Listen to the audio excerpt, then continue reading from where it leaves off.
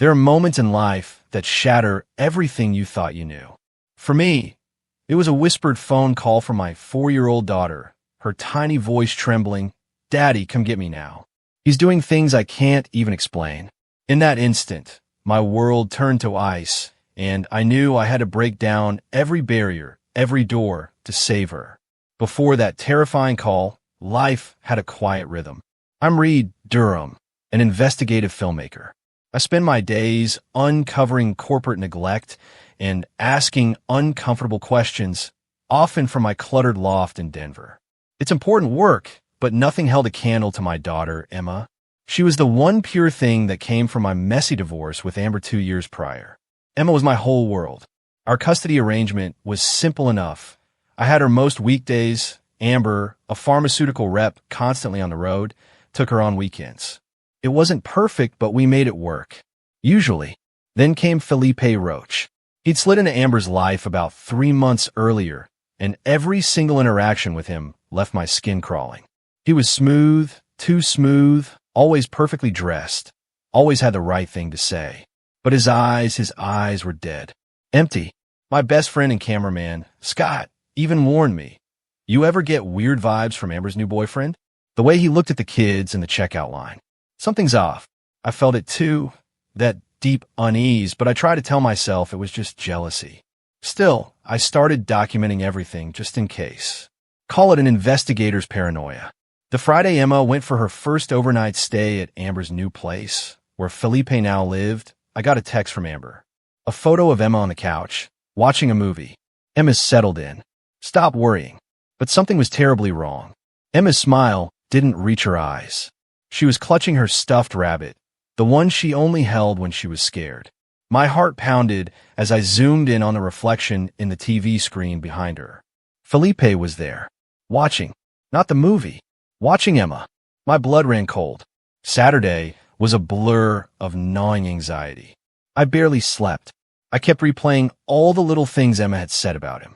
"Daddy, Mr. Felipe says weird things," she'd once told me, so casually over breakfast. Like, he says I'm special, that I'm different from other kids. He wants to take pictures of me. Amber had just laughed it off. "He's a photographer, Reed. You're being paranoid." But I checked. Felipe was no photographer. The signs, so small and dismissible individually, now painted a chilling picture. I drove by Amber's townhouse that evening. Her car was there, lights on. Everything looked normal. But it wasn't. I watched from my truck for an hour. Around 9 p.m., Felipe's black Escalade pulled in. I saw Amber greet him, laughing, touching his arm. Then, Emma appeared briefly in her upstairs bedroom window. She pressed her small hand against the glass, and even from that distance, I could see her looking directly at my truck. She knew I was there, watching, protecting. I drove home, trying to trust a system I'd always questioned in my films. The trust shattered early Sunday morning. 7:04 a.m. An unknown number. "Hello." I muttered, still groggy. "Daddy." Emma's voice, a barely audible whisper, trembling. I shot upright in bed. "Emma, baby, what's wrong?" Her next words stole my breath. "Come get me now. Please, Daddy, right now." My heart stopped dead. "What's happening? Where's Mommy?" She went to the store with Mr. Felipe's friend. "Daddy, Mr. Felipe is here. He's doing things I can't even explain." Her voice broke into a gut-wrenching sob. "Emma, listen to me. I'm coming right now. Lock your bedroom door. Can you do that?" She mumbled something about no lock. Then pushed something against it. "Your toy chest. Anything. I'm already in the car." I was grabbing my keys, my phone, my wallet, running. "Stay on the phone with me, baby." But then, he's calling me. I have to go. The line went dead. I don't remember getting into my truck or pulling out of the garage. I only remember my foot slamming the accelerator, my truck hitting 90 miles an hour on the highway, weaving through traffic like a man possessed. Every second felt like an eternity. Every red light I ran felt justified. My phone was on speaker. Voice command activated. "Call 911. The dispatcher's calm voice was a stark contrast to the hurricane raging inside me. My 4-year-old daughter just called me terrified. She's alone with a man I don't trust at 8425 Meadow Creek Lane, Highlands Ranch. Her mother left her there. She said he's doing things she can't explain. I'm 10 minutes away. The dispatcher told me to remain calm, that units were being dispatched. I'm not waiting. I disconnected. I called Tracy, my sister. She answered on the first ring. Reed, it's Sunday morning. Emma called me. Something's happening. I'm almost there. I need to call my lawyer now and call Scott. Tell him to meet me at Amber's with his camera. Everything needs to be documented. Oh my God, Reed, what? Just do it. I took the exit, tires screaming. 3 miles. 2. 1. I wasn't just a father racing to save his daughter. I was an investigator who'd spent a decade learning how predators operated, how they hid, how they manipulated systems designed to protect children. I'd interviewed survivors, exposed networks, destroyed carefully constructed lies. But this was different. This was Emma. My truck mounted the curb in front of Amber's townhouse. The front door was locked. I didn't hesitate. I played football in college. My shoulder hit the door twice before the frame splintered. Emma. The living room was empty. Too normal. Kids' toys scattered but arranged. Staged. I took the stairs 3 at a time. Her bedroom door was closed. I threw it open. Emma was sitting on her bed in her pajamas, clutching her rabbit, tears streaming down her face. Alone. Physically unharmed. But her eyes. God. Her eyes held a terror no 4-year-old should know. Daddy. She launched herself into my arms. I held her, hands shaking, checking her over. Are you hurt? Did he touch you? He made me. He wanted me to. She couldn't finish, sobbing in my shoulder. I heard movement downstairs. My protective instinct transformed into something primal. I set Emma gently on the bed. Stay here, Daddy. Don't. But I was already moving. I descended the stairs to find Felipe Roach in the kitchen, calmly pouring coffee, still in a bathrobe. He looked up with that same empty smile. Amber didn't mention you were stopping by. My fist clenched. Every documentary I'd made about justice, about doing things the right way, about exposing truth through evidence, it all evaporated in the face of this man's audacity. What did you do to my daughter? I growled. I don't know what you're talking about. Emma and I were just hanging out while Amber ran errands. His voice was casual. Practiced. Kids have active imaginations. She called me terrified. She probably had a nightmare. You know how kids are. I stepped forward. Felipe's mask slipped for just a second, revealing something cold and calculating underneath. This wasn't panic. He was assessing, planning. You should leave before Amber gets back, Felipe said, a subtle threat in his tone. This is her weekend. Just then, the sound of sirens cut through the air. Felipe's expression hardened. You called the cops? I'm telling you, nothing happened. 2 police cars pulled up outside. Officers Miller and Avery entered through the splintered door. Hands where we can see them. Miller commanded. I raised my hands. My daughter's upstairs. She called me scared. This man, I pointed at Felipe, was alone with her. Officer Avery went upstairs while Miller kept us separated. I could hear Emma's sobs, Avery's gentle voice coaxing information. Felipe remained calm, almost amused. This is a misunderstanding, officer. I'm a boyfriend of the child's mother. We were simply— Save it, Miller interrupted, his expression dark. He'd been a cop for 15 years. He knew predator behavior when he saw it. Avery came down, her face pale but professional. She whispered something to Miller, and his jaw clenched. Mr. Roach, we're going to need you to come down to the station for questioning. On what grounds? On the grounds that a 4-year-old just gave a very specific statement about inappropriate behavior. You have the right to remain silent. As Miller cuffed Felipe, the man's eyes locked onto mine. No fear, no shame, just cold calculation. And something else. A promise. This wasn't over. Amber's car screeched into the driveway. She jumped out, another lanky, nervous-looking man trailing behind her. What the hell is going on? She screamed. I turned to face my ex-wife, holding Emma protectively. Your boyfriend was alone with Emma. She called me terrified.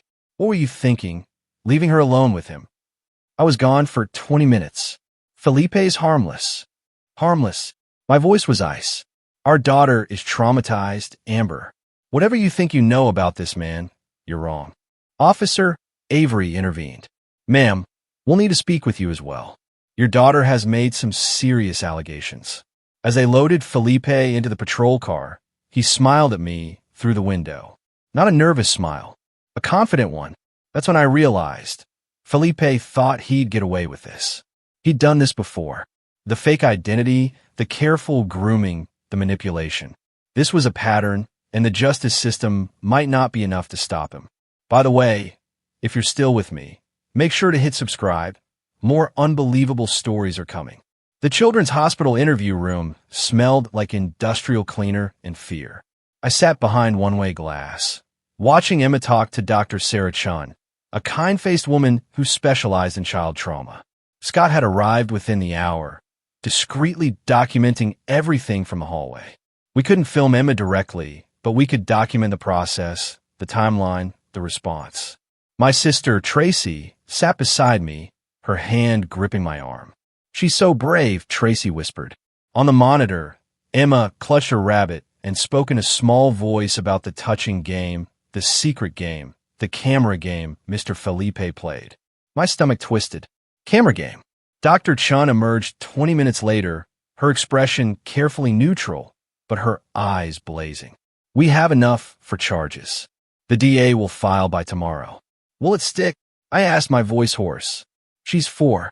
Defense attorneys will tear her apart on the stand." Dr. Chun hesitated. "She's incredibly articulate for her age, and her account was consistent, detailed. But you should know Felipe Roach lawyered up immediately and not with a public defender. He hired the Keller Group." Scott whistled low. "The guys who defend Fortune 500 executives?" "The same. Someone's bankrolling him, which means this isn't some random predator. This is organized." My investigative instincts kicked in. "What did you find in his background check?" Detective Miller said, entering the room. "That's the thing. Felipe Roach didn't exist before 2020. The name's an alias. His fingerprints aren't in the system, but his photo got a hit on facial recognition. Possible match to a person of interest in a Nevada case from 2018. Different name, different city." "What case?" Miller's expression darkened. "Child exploitation. Never went to trial. The witnesses disappeared." My blood ran cold. This wasn't just about Emma. Felipe was part of something bigger, something that knew how to make problems disappear. "I want copies of everything," I told Miller. "Every report, every statement." "You know I can't."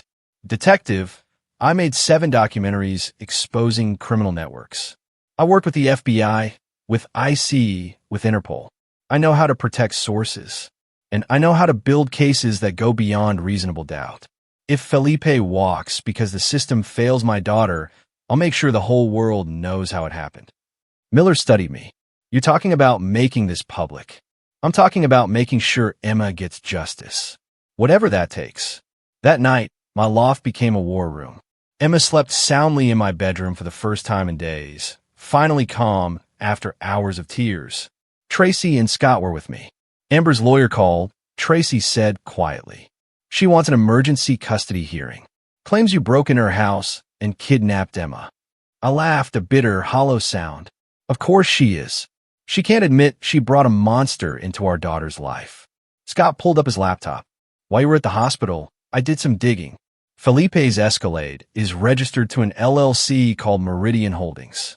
That LLC is owned by another LLC, which is owned by shell companies, standard money laundering structure." I finished. "What's the root company?" That's where it gets interesting. It traces back to a pharmaceutical company. "Want to guess who works in pharmaceutical sales?" Tracy asked, a chilling realization dawning on all of us. "Amber." Not just Amber. The company she works for, Prometheus Pharmaceuticals, has been under federal investigation for off-label marketing and insurance fraud. The connections clicked into place. What if Felipe wasn't dating Amber by accident? Tracy mused. What if he targeted her? For what purpose? I asked. "Think about it, Reed," she continued. "You've been investigating corporate fraud for years. You've made powerful people very uncomfortable. What if this is retaliation?" Scott chimed in. "Too many coincidences. Fake identity, mob-level lawyers, connections to a company under federal investigation, and he just happens to date your ex-wife." My mind raced. This was what I did. I found the truth in chaos. But this time, the truth was personal. Tomorrow morning, I need you to pull all footage from surveillance cameras within a 2-block radius of Amber's place, I told Scott. I want to know everyone who came and went this weekend. I want plates, faces, timestamps. Already on it. Tracy, call my lawyer. If Amber wants a custody fight, she'll get one. But I'm filing for emergency sole custody first. Already drafted the motion. I looked at my team, my sister, my best friend. This is different, I said quietly. This isn't about a story or a documentary. If we go after Felipe, really go after him, we're going to uncover things that powerful people want buried. They'll come after us. They already did, Scott said simply. They came after Emma. That was all I needed to hear. I opened my laptop and created a new folder, Project Reckoning. Inside, I began compiling everything. Every note, every photo, every suspicious detail about Felipe Roach. This wasn't going to be a documentary. This was going to be a weapon. The arraignment was a gut punch. Judge Romero, stern and unyielding, granted me temporary full custody. Amber screamed at me in the courthouse parking lot, accusing me of poisoning Emma against Felipe, of being jealous. Did you know Felipe Roach isn't his real name? I asked her, my voice deadly calm. What? Her eyes widened. Did you know he's wanted for questioning in at least 2 other states? That his entire identity is fabricated?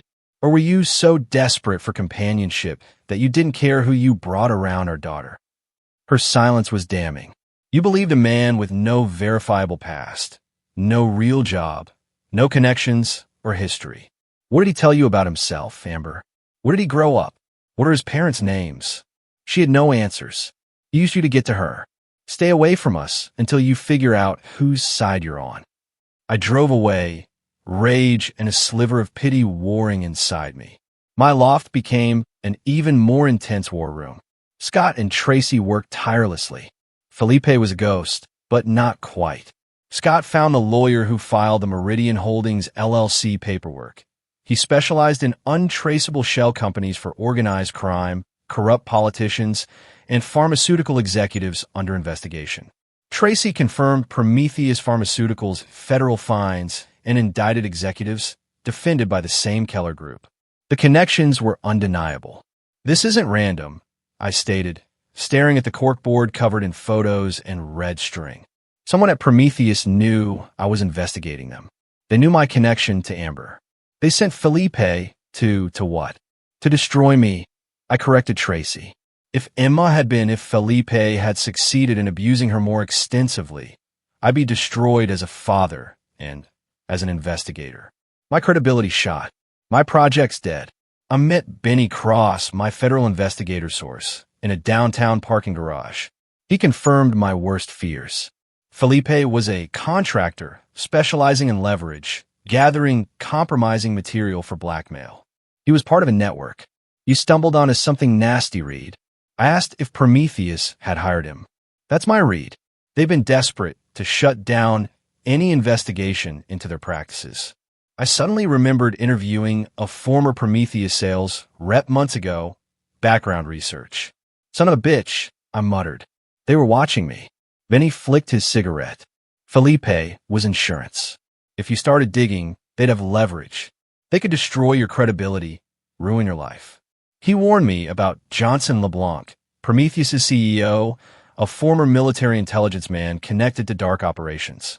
He doesn't lose. If you go after Felipe, you're really going after LeBlanc. Are you prepared for that? I thought of Emma's terrified voice, her tears. Yes, I said simply. Benny grimly added that LeBlanc was already preparing his countermove, painting me as an obsessed, vindictive ex-husband. In the Nevada case, where Felipe's fingerprints matched, the little girl who accused him, she retracted her statement 3 days before trial. Her family moved to Mexico and vanished. They got to them, I clenched my fists. They always do. My phone rang. Detective Miller. Reed, we got a problem. Felipe's lawyers filed a motion to suppress Emma's forensic interview. They're claiming you coached her, that the interview was conducted improperly.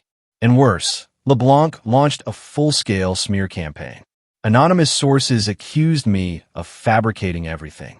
Screenshots of me researching how to coach a child witness, fake bank records showing payments to Dr. Chun, expertly faked texts between Emma and me. My reputation was being shredded. The DA was pulling back. Felipe's lawyers were filing a motion to dismiss.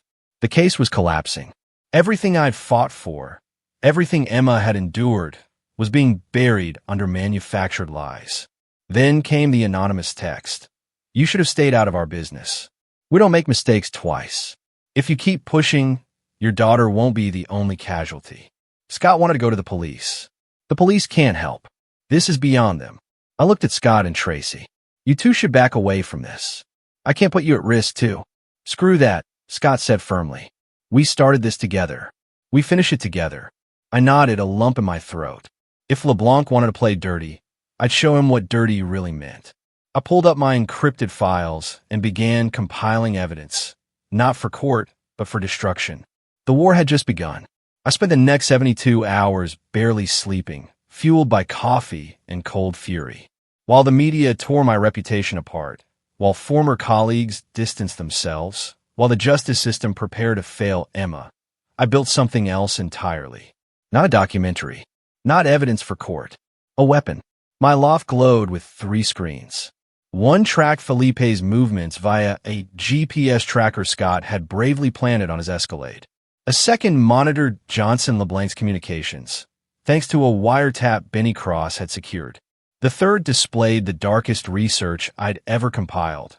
Other children, other families destroyed by men matching Felipe's description. But I had something those other families didn't: a decade of investigative experience and 0 remaining faith in the system. This is it, I said to Scott and Tracy, who looked as exhausted as I felt. Felipe's pattern. He targets single mothers with resources, especially ones with ex-husbands he can frame or marginalize. He builds trust, gains access to children, creates insurance material, photos, videos, then vanishes. And LeBlanc finances the operation, Tracy added, pointing to the labyrinthine financial records we'd traced. Every time one of Felipe's identities disappeared, there's a corresponding cash transfer to an offshore account. They're cleaning up, Scott confirmed. But this time, Felipe got sloppy. Because he wasn't expecting a father who'd break down doors instead of following proper channels. The trial started Monday. Judge Romero, against all odds, denied the motion to suppress Emma's testimony. But with all the media attention and manufactured doubt, the jury would be compromised. We had to assume Felipe would walk. So what do we do? Scott asked. I smiled, but there was no warmth in it. We make sure walking free is the last thing he wants to do. I outlined my plan. It was illegal. It was dangerous. It would destroy any remaining credibility I had if it went wrong. But it was perfectly calibrated to exploit Felipe and LeBlanc's own methods against them. You want to blackmail them? Tracy said slowly, using the same tactics they used. I want to make them choose between justice and survival. I corrected. If the legal system won't protect Emma, then I'll create a situation where they protect themselves by confessing. That's insane, Scott said, but he was smiling. I'm in. Tracy looked between us. You know, this could go horribly wrong. It already has, I said quietly. Emma's traumatized. My reputation is destroyed. The justice system is preparing to let a predator walk free. How much worse can it get? You could end up in prison. Then I'll be in prison knowing I protected my daughter and stopped a monster from hurting anyone else. That's a trade I'll make. The plan kicked off Friday night. Scott planted hidden cameras throughout the Prometheus building, even in LeBlanc's office. I leaked fake documents to LeBlanc's team, suggesting a federal whistleblower was ready to testify about the network. Then I waited. Saturday morning, the trap sprung.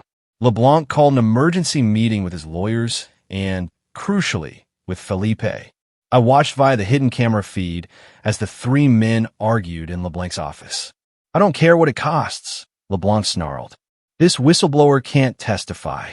Find out who it is and make it go away. We can't, one lawyer stammered. The feds have them in protective custody. Then we need insurance, Felipe interjected, his voice cold, professional. There are other families, other leverage points. If Durham keeps pushing, we apply pressure where it hurts. You mean threaten his daughter again? LeBlanc asked, a hint of something sickening in his voice. Not threaten, Felipe replied. Follow through. One child goes missing in a custody dispute. It barely makes page 3. Tragic accident. Father under investigation for fabricating abuse claims. Mother devastated. The story writes itself. My blood boiled, listening to them casually discuss murdering my daughter. But I kept recording. Every word. Every admission. That's extreme, LeBlanc said, but he didn't sound opposed, just cautious. This is what you pay me for, Felipe replied. To handle problems permanently. Durham's a problem. His daughter is leverage. We use leverage. In the trial? I'll walk. The jury's already contaminated with doubt. Worst case, hung jury. And we try again. But Durham needs to understand that continuing his investigation will cost him everything. There was confession, conspiracy, intent, all recorded, all admissible. Well, admissible enough if I could find the right prosecutor. But I wasn't done. Sunday evening, I arranged a meeting with Felipe. I used Amber as the intermediary, convincing her I wanted to clear the air before trial, discuss Emma, maybe find a peaceful resolution. Amber, still half believing in Felipe's innocence, set up. We met in a neutral parking lot. Felipe arrived alone, confident, with that empty smile. Reed, I'm surprised you wanted to meet. I want this over, I said. Emma doesn't need to go through a trial. Maybe we can come to an understanding. An understanding? Felipe's eyes glittered. What kind? You walk away. Leave town. Leave Amber. Leave us alone. I won't pursue the charges. Felipe laughed. You don't have the authority to drop charges. I can convince Emma to recant. Say she misunderstood. That I overreacted. Without her testimony, you walk anyway. Why would you do that? I stepped closer.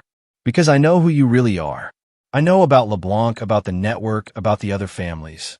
And I know that if this goes to trial, you'll retaliate. So, I'm offering you an out. Take it and disappear, or we both lose. Felipe studied me. And for the first time, I saw uncertainty in those dead eyes. You're bluffing, he said. You don't have anything real on LeBlanc or me. Just theories. Try me, I replied. Then I played my trump card. I know about the Nevada case. I know the family that disappeared. I found them, Felipe. They're alive, in witness protection, ready to testify. I know about the operation in Arizona, the one in Texas. I have 5 families, 5 children, 5 sets of parents willing to testify that you're a serial predator who's been protected by Prometheus money. It was a lie. I hadn't found those families yet, but Felipe didn't know that. Even if that were true, Felipe said slowly, it would take years to prosecute, and you'd have to survive that long. Is that a threat? It's a reality. You've already been framed as an obsessive, unstable father. One more tragedy, and Emma ends up as just another statistic. Felipe leaned in, dropping all pretense. You can't win this, Reed. The system is bought and paid for. The lawyers, the judges, the media. We control all of it. You're just one man trying to fight a machine, and machines crush people. I smiled. You're probably right. But here's the thing about machines. They're predictable, and I've spent 10 years learning how to break them. I pulled out my phone and played the audio from Saturday's meeting. LeBlanc's voice. Felipe's voice. Discussing murdering Emma. Felipe's expression changed. Not panic. Calculation. That's inadmissible. You recorded it illegally. True, but I'm not giving it to a court. I'm giving it to the media. By tomorrow morning, every news outlet will have this audio. Your face will be everywhere. Your real face, connected to every identity you've ever used. And then I'll release the documentary I've been making, the one that connects you to LeBlanc, to Prometheus, to a nationwide network of child exploitation. You won't be able to vanish this time, Felipe. You'll be too famous. You'll destroy yourself, too. Your career, your credibility, already destroyed, I interrupted. LeBlanc made sure of that. So now I've got nothing to lose and everything to fight for. Can you say the same? For the first time, Felipe looked genuinely afraid.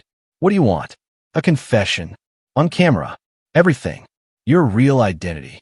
How you operate. Who hired you? how many children you've targeted. You give me that, and maybe, just maybe, I don't release the LeBlanc audio. Maybe you get to play out your time and eventually disappear into obscurity. And if I don't, then you become the most wanted man in America, and every police department, every FBI field office, every vigilante parent group will be hunting you. How long do you think you'd last? Felipe was trapped, and he knew it. I had learned from a decade of investigations that predators like him operated on cost-benefit analysis. As long as the benefit outweighed the risk, they continued. But flip that equation, and they fold. You've got 24 hours, I said. Meet me at my studio tomorrow at noon with your confession, or I release everything I have. Your choice.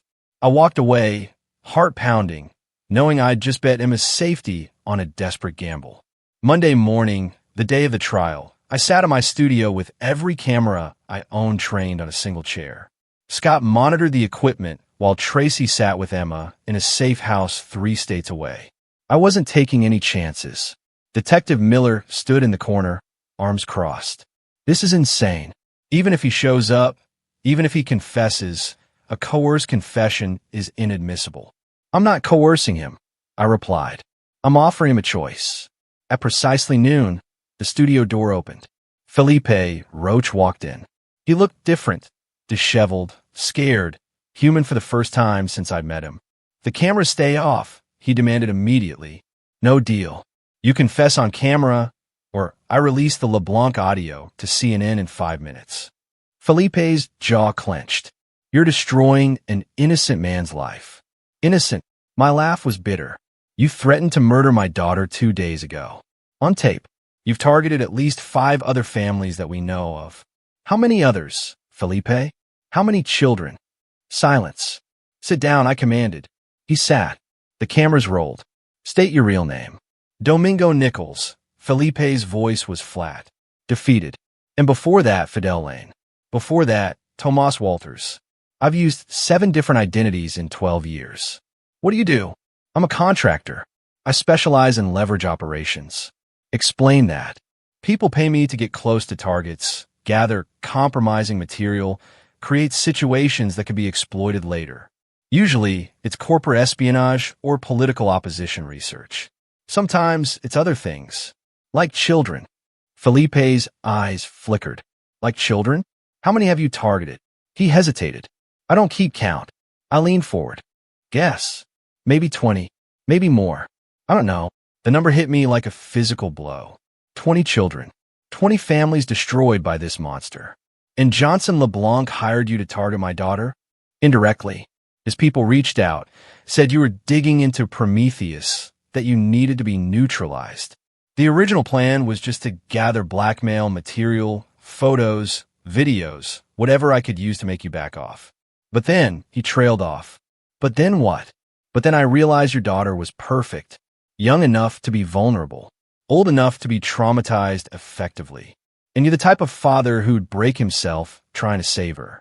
It was a perfect leverage situation. You planned to abuse my daughter as leverage? That's what I was paid to do. Detective Miller made a noise of disgust. I held up a hand, keeping my voice steady despite the rage boiling inside me. And the other families, the ones in Nevada, Arizona, Texas? Similar operations, different clients. Politicians, corporate executives, wealthy individuals who needed problems to go away. Children make excellent leverage. Parents will do anything to protect them. Once you have material, you can control entire families. Did you hurt those children? Felipe's pause was damning. I did what was necessary for the operation. Did you hurt them? My voice rose. Yes, he whispered, barely audible. Yes, I hurt them. The confession lasted 90 minutes. By the end, I had a complete picture of a nationwide network of exploitation, funded by corporate money, protected by expensive lawyers, enabled by law enforcement failures. Felipe wasn't just a predator. He was a mercenary predator, selling his services to the highest bidder. When it was over, Detective Miller arrested Felipe immediately. We'll add conspiracy, racketeering, interstate crimes. He's never seeing freedom again. What about LeBlanc? I asked. The audio you recorded won't hold up in court. but it'll be enough to get federal investigators involved. Combined with Felipe's testimony, we can build a RICO case against Prometheus. I nodded, exhausted. And Emma? With this confession, the custody case is over. You'll have full custody. And Amber? Miller paused. She's been cooperating. She had no idea what Felipe really was. She's devastated. I felt a flash of sympathy for my ex-wife, but only a flash. She brought Felipe into Emma's life. Whatever guilt she felt, she'd have to live with that choice. The trial was postponed indefinitely as prosecutors scrambled to incorporate the new evidence. The media, which had been so eager to destroy my reputation, now pivoted to the bigger story. Corporate conspiracy, child exploitation, a network of predators protected by wealth. My documentary, which I'd planned as insurance, became a bombshell expose. I released it not through traditional channels, but directly online, free for everyone to watch. Within 24 hours, it had 30 million views. Within a week, it sparked federal investigations into 7 corporations beyond Prometheus. 3 months later, I stood in the same courthouse where my nightmare had begun, but this time for a very different hearing. Judge Romero presided over the sentencing. Felipe Roach, Domingo Nichols, Fidel Lane, sat shackled at the defense table. His expensive lawyers were gone. The Keller Group had dropped him the moment his confession went public. Mr. Nichols, Judge Romero began, her voice sharp as a blade. I have presided over family court for 23 years. I have seen some of the worst human behavior imaginable. But what you did, systematically targeting children as tools for corporate warfare, is perhaps the most calculated evil I have encountered. Felipe said nothing. You will serve 15 consecutive life sentences with no possibility of parole. You will be placed in a facility where you will have ample time to contemplate the lives you destroyed. May God have more mercy on you than you showed those children. The gavel fell. Felipe was led away, finally stripped of all pretense and power. But I didn't feel heroic. I felt tired. Mr. Durham, how does it feel to get justice for Emma? Do you think Johnson LeBlanc will face charges? What's next for you? I held up a hand. I'm not a hero. I'm just a father who did what any parent would do. The real heroes are the investigators who built the federal case, the prosecutors who saw it through, and most importantly, the survivors, including my daughter, who had the courage to speak their truth. I read a prepared statement, working with Benny Cross and the FBI to ensure it didn't compromise ongoing investigations. Johnson LeBlanc has been arrested on multiple counts of conspiracy and racketeering.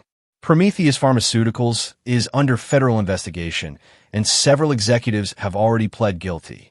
The network Felipe was part of is being dismantled piece by piece. We've identified 14 other victims across 6 states, and we're working to connect them with resources and support. What about your daughter? How is Emma? My expression softened. Emma is in therapy. She's healing. It'll take time, but she's strong. Stronger than I ever imagined. And she's safe now. That's what matters most. Will you make more documentaries? Yes, but I'm taking some time off first. Emma and I are going to Disney World. I smiled.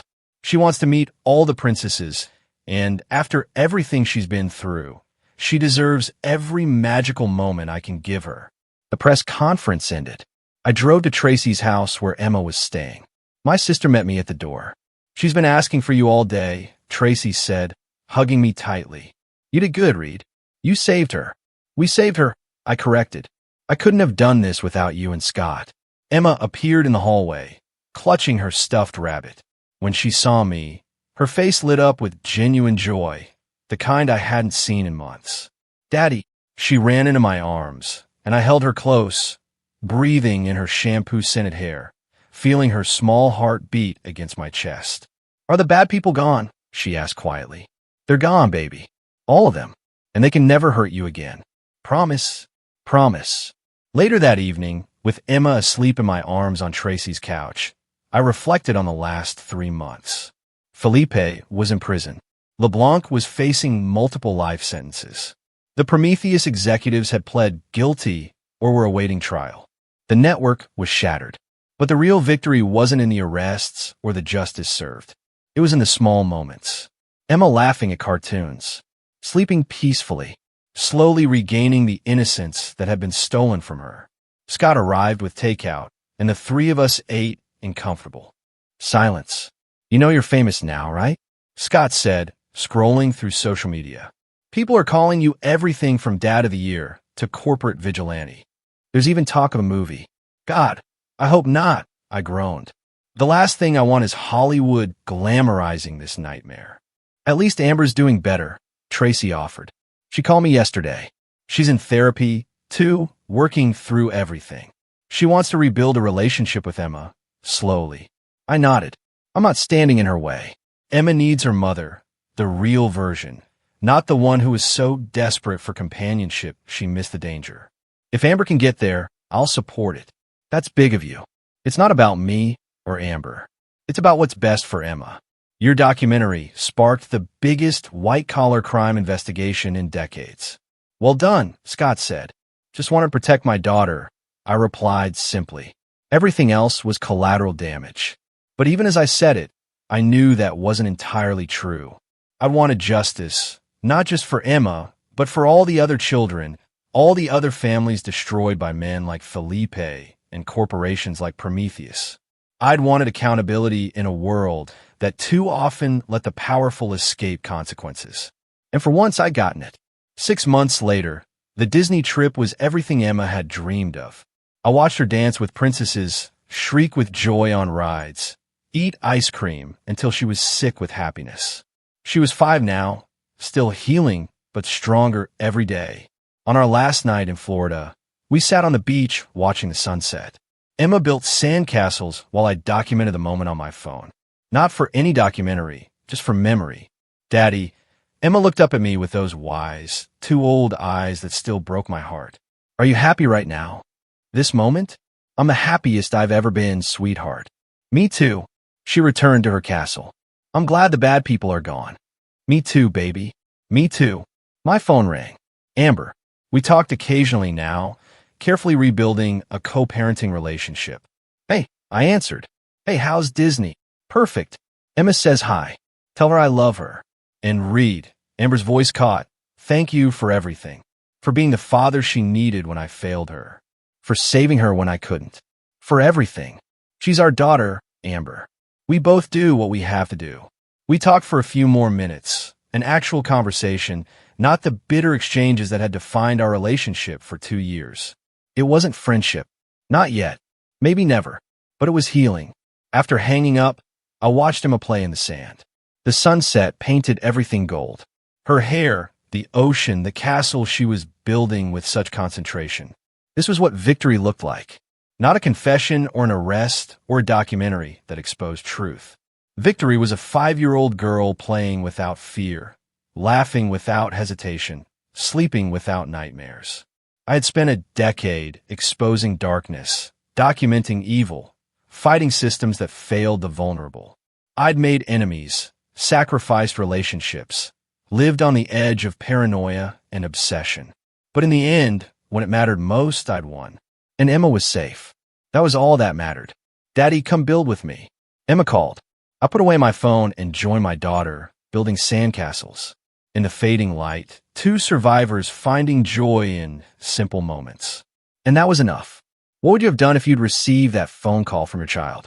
I really want to know what you think in the comments below.